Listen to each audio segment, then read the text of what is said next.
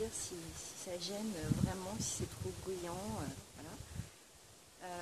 Ce soir, je vous retrouve toujours pour vous parler des adultes à haut potentiel, des hauts potentiels en général. Et aujourd'hui, on va aborder un thème qui est l'intensité. L'intensité chez le HP, c'est quelque chose d'extrêmement important. Bonsoir Catherine, bonsoir, merci. Donc l'intensité, ça va se manifester de différentes façons. Alors d'abord, l'intensité, c'est quelque chose que le haut potentiel recherche. Il n'aime pas...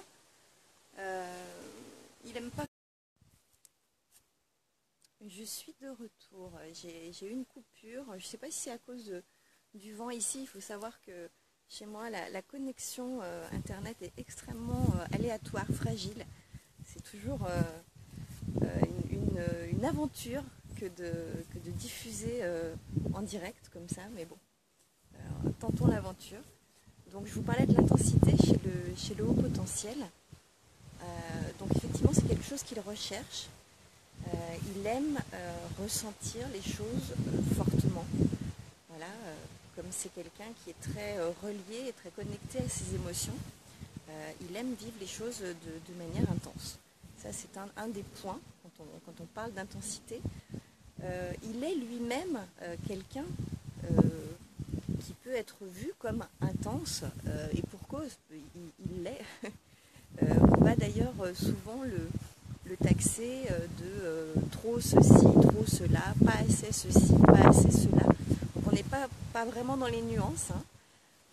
Voilà, on est toujours dans le high level. C'est du haut niveau, que ce soit en bas ou en haut.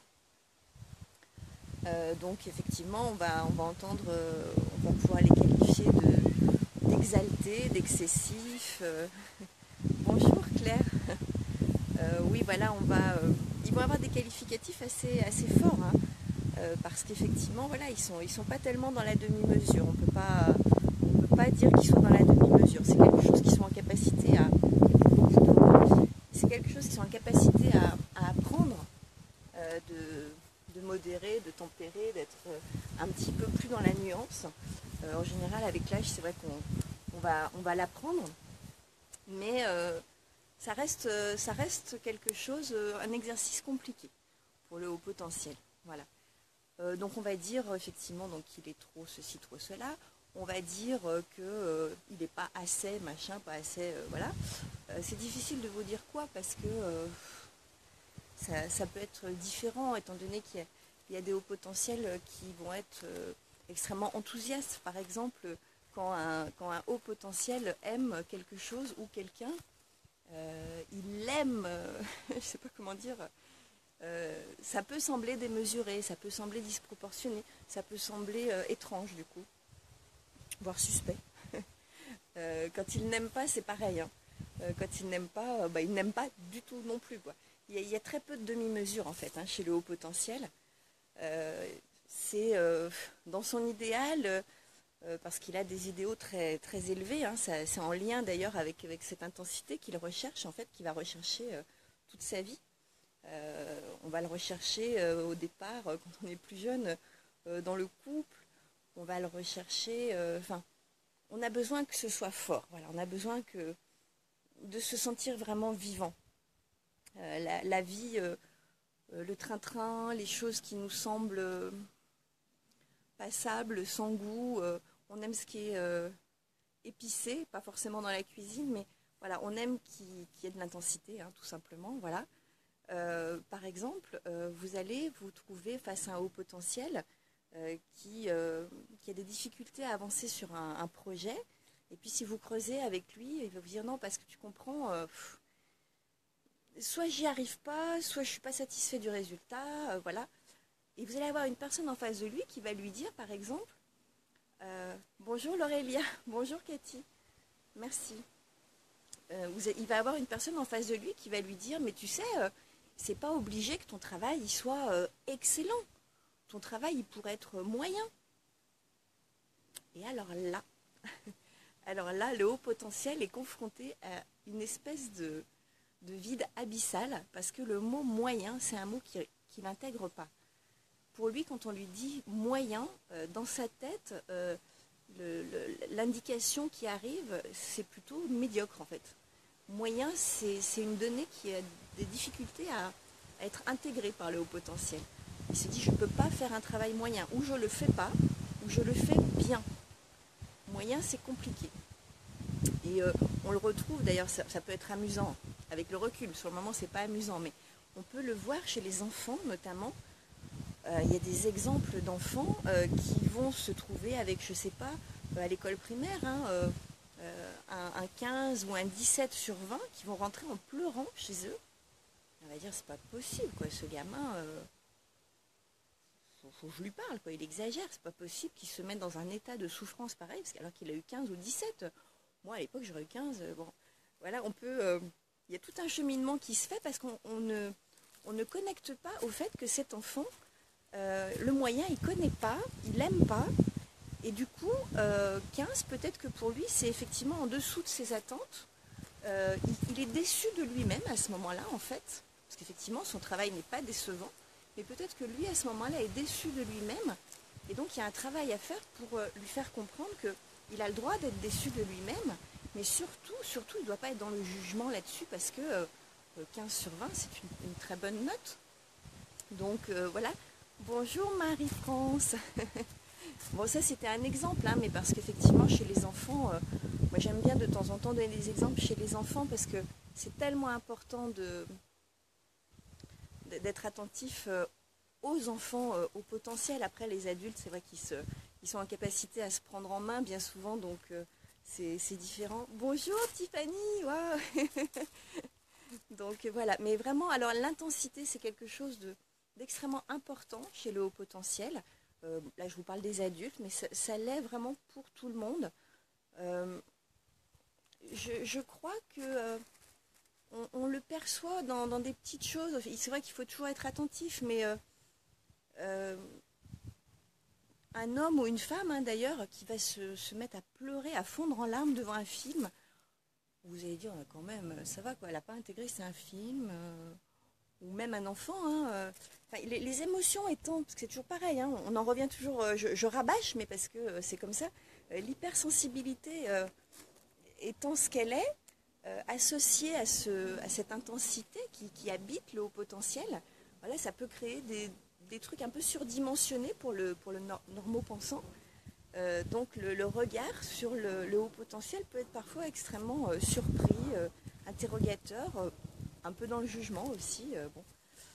Donc voilà, c'est aussi au haut potentiel et à son environnement vraiment de prendre connaissance de tous ces critères, d'en avoir conscience, parce que dès l'instant où on prend connaissance et conscience de tous ces critères, donc on sait ce que ça peut avoir comme conséquence, et du coup déjà notre propre regard sur nous se modifie, on se juge beaucoup moins sévèrement, alors qu'on est quand même les champions du monde du jugement sur soi. On se juge moins sévèrement, parfois on arrive même à s'accepter, et c'est d'ailleurs l'objectif, hein, moi quand j'accompagne les hauts potentiels, c'est qu'ils arrivent à s'accepter tels qu'ils sont, parce que c'est tellement important de s'accepter tel qu'on est, qu'on soit au potentiel ou pas, hein, ça je le répète tout le temps. Marie-France qui me demande, est-ce que les parents ne demandent pas trop à ses enfants parfois? Alors c'est toujours pareil, il y a des excès, hein, il y a des excès dans tout, de toute façon, donc évidemment il faut toujours être vigilant. C'est pas parce qu'on a un enfant à haut potentiel qu'on va en faire un Mozart, un Einstein, un Barack Obama. Évidemment que non. Non. Et effectivement, selon les parents, selon les attentes peut-être qu'eux-mêmes n'ont pas réalisées, il peut y avoir ce que tu dis, que les parents ont une exigence supérieure par rapport à ces enfants. En réalité, l'exigence ne doit pas être supérieure. Elle doit être différente.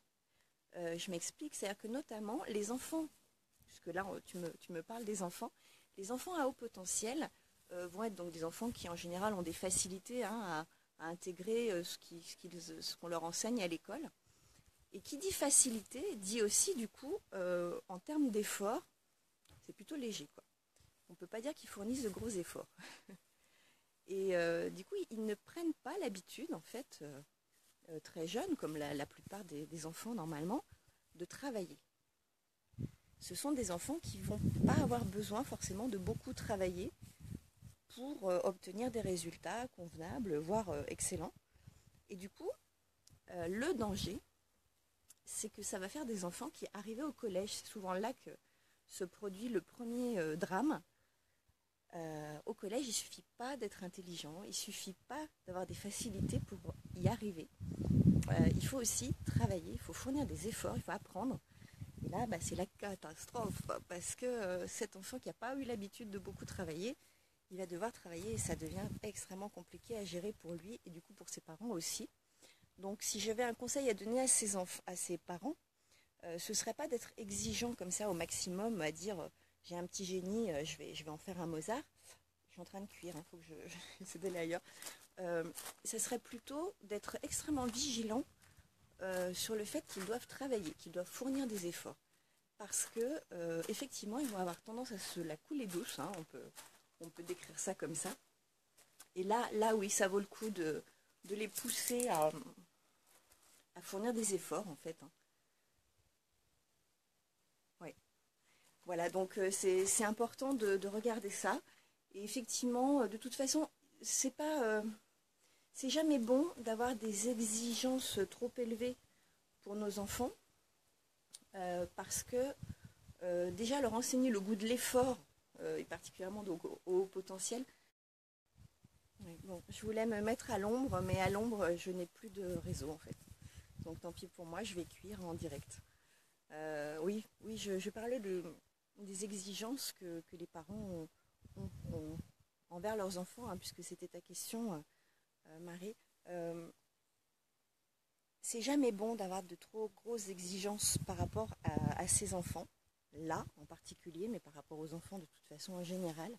En revanche, effectivement, oui, de leur inculquer qu'il faut fournir des efforts pour obtenir quelque chose, ça peut être vraiment salvateur pour les enfants précoces parce que ils n'en ont pas l'habitude, ils ne savent pas faire en fait.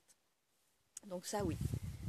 Après, si vous voulez en faire des petits génies, il y a des écoles pour les petits génies. Je suis absolument pas pour, mais voilà, après ce sont des points de vue qui divergent là-dessus et j'ai pas grand chose à dire. Hein. Voilà. Donc je crois avoir fait le tour, hein, par rapport à l'intensité chez le HP, à l'intensité qu'il recherche, à l'intensité qu'il ressent, à l'intensité qu'il représente déjà à lui tout seul. Voilà, si vous avez d'autres questions, n'hésitez pas. Et sinon, je vais vous laisser parce que là, c'est très très violent le soleil, en fait. Voilà. Donc, demain, non, je vous dis pas de quoi je vous parle demain. Ça sera la surprise. Avec un chapeau, je pense. Ou un parapluie, ou non, on verra. Voilà. Je vous remercie en tout cas d'avoir suivi cette vidéo. Si j'ai pas répondu à certaines questions que vous vous posiez par rapport au potentiel et à l'intensité ou à autre chose, n'hésitez pas à poser les questions en commentaire, en messagerie, comme vous avez envie. Voilà. Et puis, si vous n'êtes pas abonné à ma chaîne YouTube, faites-le. Ça me fera plaisir. Et puis, si ça vous apporte quelque chose, bien entendu. Hein. Voilà. Je vous souhaite une bonne fin de journée, début de soirée. À bientôt!